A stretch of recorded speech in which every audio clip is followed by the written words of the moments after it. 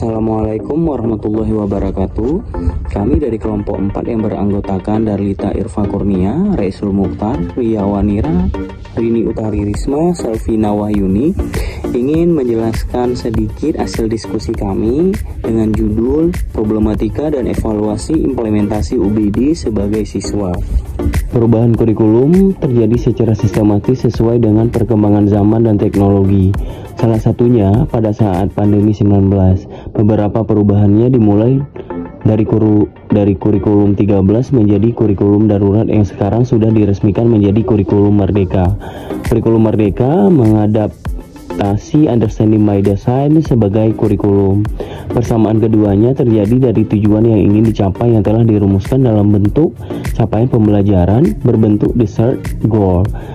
Tujuan akhir dari pembelajaran. Penyusunan asesmen dan rencana pembelajaran dilakukan secara berkesinambungan sehingga kita dapat mengetahui penilaian yang akan dilakukan.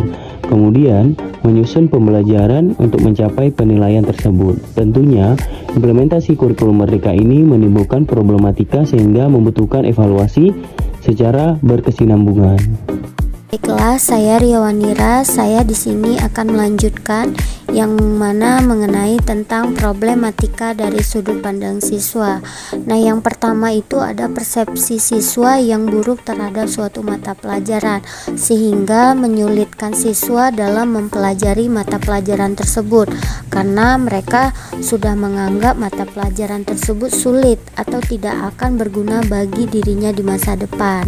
Nah, yang kedua itu adalah siswa yang memiliki fixed mindset, yang mana siswa dengan paradigma seperti ini menganggap dirinya tidak berbakat di suatu bidang dan membuatnya tidak mau belajar di bidang tersebut.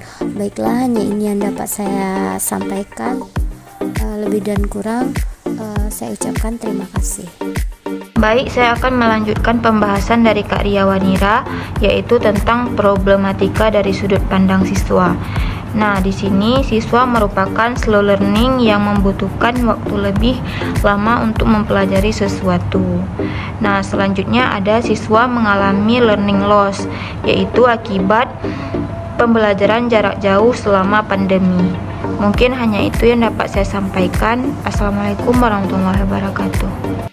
Oke, selanjutnya adalah siswa mengeluh bahwa sulit untuk fokus belajar dari rumah dan menjawab pertanyaan dari guru.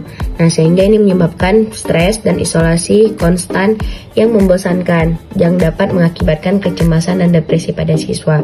Jadi, selama pembelajaran daring itu, banyak siswa yang mengeluh bahwasanya mereka itu sulit untuk fokus dalam belajar karena mereka harus menyeimbangkan antara kegiatan di rumah juga dengan kegiatan pembelajaran yang dilakukan secara daring.